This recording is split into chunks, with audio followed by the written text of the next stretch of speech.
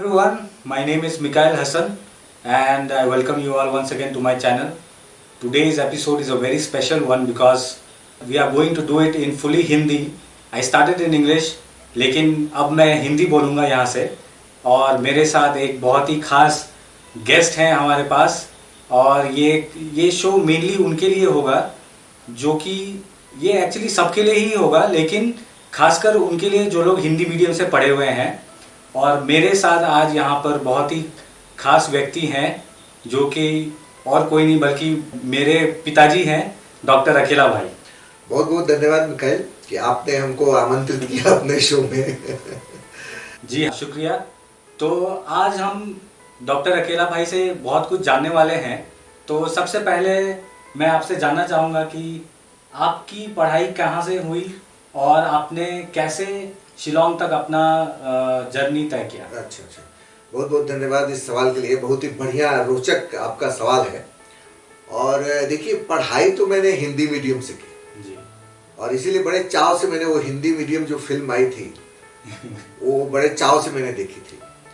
Hindi medium में क्या होता है कि उस जमाने में 5वीं कक्षा तक हम लोग हिंदी में से पढ़ते थे और 6वीं कक्षा में जाने एक सब्जेक्ट होता था अंग्रेजी का, और हम लोग ने 6वीं कक्षा में ABCD पढ़ी जी। और उसके बाद से मैट्रिक में भी एक सब्जेक्ट था। इंटर में जाने के बाद ऑप्शन था कि आप भोजपुरी लेंगे या अंग्रेजी लेंगे। तो बहुत से बच्चे हमको कहे तुम भोजपुरी ले लो, क्योंकि उन दिनों में भोजपुरी में कविताएं भी लिखता था। जी। क्या एक जेबा धूम के पक्का लोग ओकरा से दड़ता आलस रोग, ये मेरी कविता थी उस जमाने की। जी। तो लेकिन मैंने लिया नहीं भोजपुरी, मैंने अंग्रेजी लिया और अंग्रेजी में पास भी कर लिया। फिर BA में जाने के बाद अंग्रेजी कंपलसरी थी, तो उसमें 200 नंबर का था, 200 मार्क्स थे, तो उसमें भी पास कर दिया जैसे तैसे। लेकिन ये आज जो हिंदी है वो राजभाषा तक ही सीमित नहीं है, ये अब विश्व स्तर पर इसकी पहचान बनी है हिंदी भाषा की, और कई क्षेत्रों में लोग रोजगार भी कर रहे हैं हिंदी पढ़ के। और एक चीज मिखाइल मैं आपको बताना चाहूंगा कि बहुत से लोग हिंदी पढ़ने वाले को या हिंदी लिखने वाले को या हिंदी समझने वाले को लोग हे की दृष्टि देखते हैं जी। लेकिन मैं ऐसी बात नहीं मानता। जी जी बिल्कुल। क्योंकि हिंदी पढ़ के भी लोग काफी आगे बढ़े हैं। जी जी। और हिंदी भी एक भाषा है, अंग्रेजी भी एक भाषा है, और हर मातृभाषा, हर व्यक्ति की अपनी अपनी मातृभाषा भी उसके लिए वो भाषा है, एक मीडियम है बात करने का। लेकिन अब सवाल ये उठता है कि जो उच्च शिक्षा प्राप्त करते हैं उनके लिए हिंदी में पुस्तकें उतनी नहीं है, तो उनको अंग्रेजी लेकिन फिर बहुत से लोग फिर भी करते हैं हिंदी में अपनी जो हायर स्टडीज हैं, काफी हिंदी में करते हैं बिल्कुल। और आगे जाके अध्यापक के रोल में काम करते हैं। और आजकल हम देखें तो बैंक्स में या फिर इवन पावर ग्रिड या फिर बाकी PSUs में हिंदी भाषा अधिकारी का भी पद आ चुका है। तो आपको क्या लगता है कि हिंदी काफी आगे बढ़ रहा है और हिंदी वालों को निराश होने की जरूरत नहीं है, मतलब खासकर जो बच्चे हैं? बिल्कुल जरूरत नहीं है। हिंदी से जो पढ़ रहे हैं या जिनकी अंग्रेजी में रुचि नहीं है उनको बिल्कुल निराश होने की जरूरत नहीं है। क्योंकि मिखाइल, हम आपको ये बता दें कि हिंदी में सिर्फ भाषा अधिकारी या हिंदी अधिकारी का ही पद नहीं है, शिक्षक का पद भी है। हिंदी शिक्षक का पद भी है स्कूलों में, कॉलेजों में, उच्च विद्यालय में या हायर सेकेंडरी में, ठीक है। उसके बाद से बहुत से जो कार्यालय हैं सेंट्रल गवर्नमेंट के या और भी जो निजी कार्यालय हैं उसमें हिंदी टाइपिस्ट की भी जरूरत है। आजकल तो टाइपराइटर नहीं है, कंप्यूटर है, लेकिन कंप्यूटर में तो आपको हिंदी जानना होगा ना, हिंदी जानना होगा। उसके बाद ऊपर आइए तो हिंदी अनुवादक, हिंदी ट्रांसलेटर का भी पोस्ट है। उससे ऊपर आइए तो हिंदी अधिकारी का पोस्ट है, और हिंदी अधिकारी से ऊपर आइए तो उसमें भी सहायक निदेशक हैं, उप निदेशक हैं।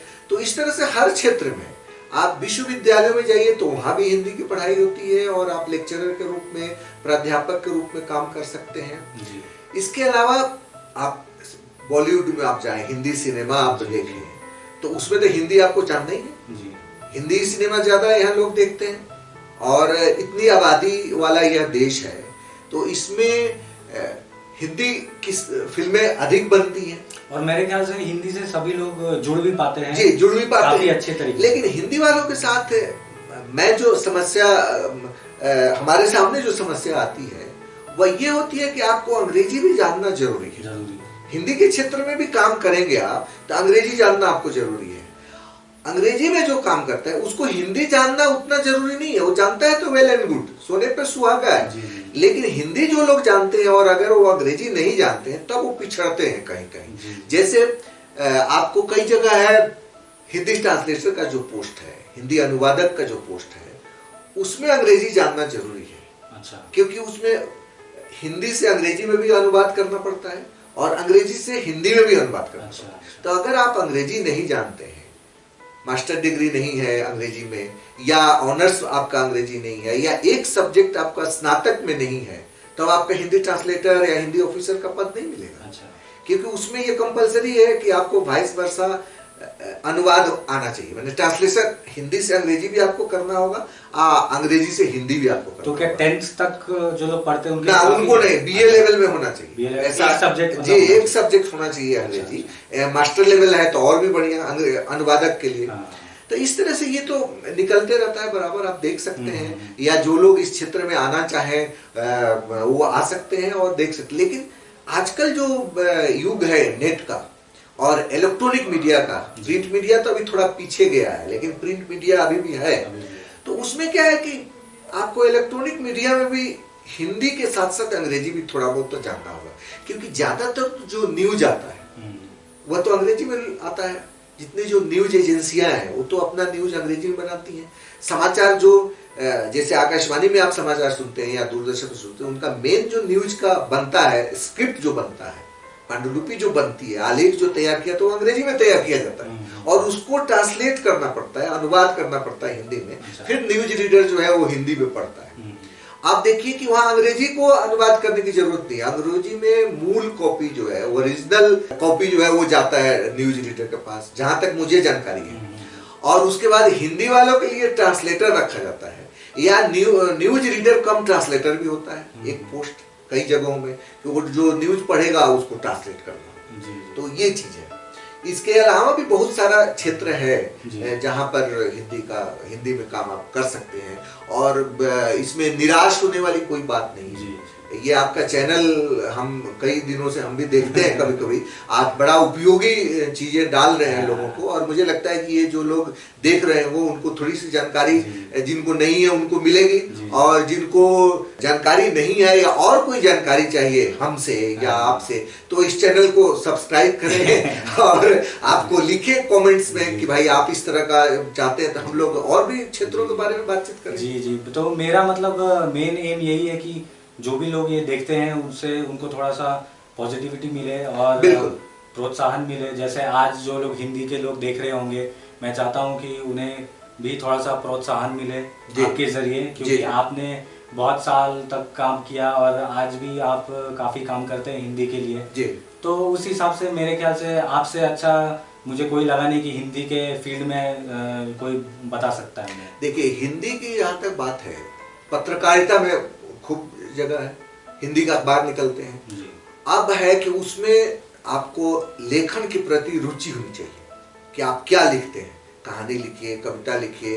कहानी कविता कम बिकती है, मतलब कहानी कम बिकती है, कविताएं भी कम बिकती है, लेकिन आलेख जो है वो ज्यादा चलता है।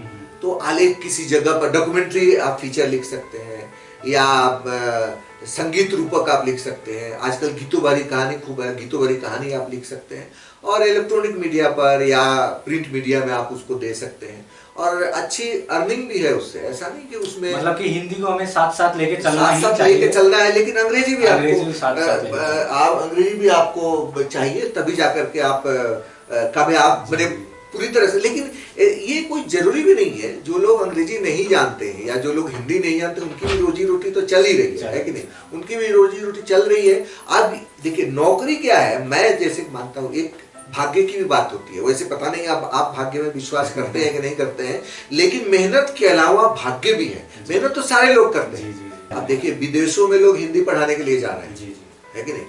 और जो वहाँ के लोग बड़े बड़े जो लोग होते हैं उनको हिंदी नहीं आती है, अंग्रेजी में बोलते हैं या दूसरी भाषा में बोलते हैं। अगर आप हिंदी भी जानते हैं और एक दूसरी भाषा में जाते हैं तो आपको क्या बोलते हो, द्विभाषीय बोलते हैं, अंग्रेजी में इंटरप्रेटर शायद बोलते हैं। अच्छा, है ना? अच्छा, हाँ, अब पता नहीं। अच्छा, द्विभाषीय, हिंदी में तो द्विभाषीय मतलब दो भाषाओं का ज्ञान हो। तो अच्छा, कोई व्यक्ति भाषण देता है और उसका अनुवाद वो लोग उस भाषा दूसरी भाषा में करते हैं जी, ऑडियंस जिस तरह से रहता है उस हिसाब से इंटरप्रेटर। ठीक है, तो दोस्तों मेरे ख्याल से ये जो भी मेरे पिताजी ने यहाँ पर डॉक्टर अकेला भाई ने कहा है, मैं सोचता हूँ कि कहीं ना कहीं काफ़ी बच्चों को और जो लोग आज के डेट में काफ़ी मेहनत कर रहे हैं उनको एक प्रोत्साहन मिलेगा और वो एक पॉजिटिव माइंडसेट लेंगे यहाँ से। और आई होप कि ये एपिसोड जो है आज का काफ़ी अच्छा लगा होगा आपको, तो मैं धन्यवाद देना चाहूँगा। लेकिन एक प्रश्न अभी भी रह गया कि आप शिलोंग कैसे पहुँचे, ये हम दूसरे एपिसोड में बताएंगे। बहुत बहुत धन्यवाद आपको। चलिए धन्यवाद, और आप सभी का भी धन्यवाद। तो हम फिर से मिलेंगे और thank you so much once again, thank you.